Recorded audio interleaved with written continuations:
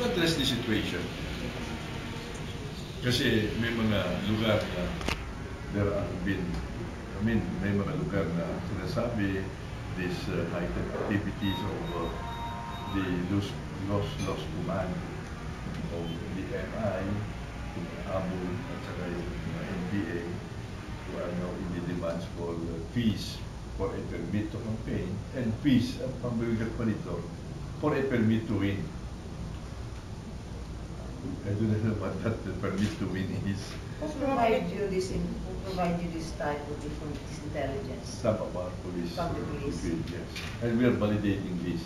And once validated, then we will be calling on the military to address this. Sir, sa mga, yung mga candidates na paano nyo sila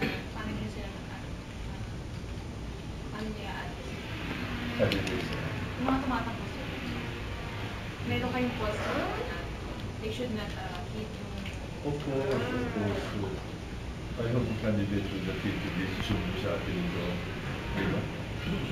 Kung ako naman yung candidate and I don't feel adequately protected by the law enforcers, parang no choice sila eh. Especially in places where there's no government law enforcement presence at all.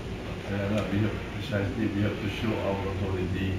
Otherwise, what's the use? So according to the intelligence that you got, this one provided the police, ano ba? How does it work? If they are the winning, if they are presumed to have gotten the votes, automatically you make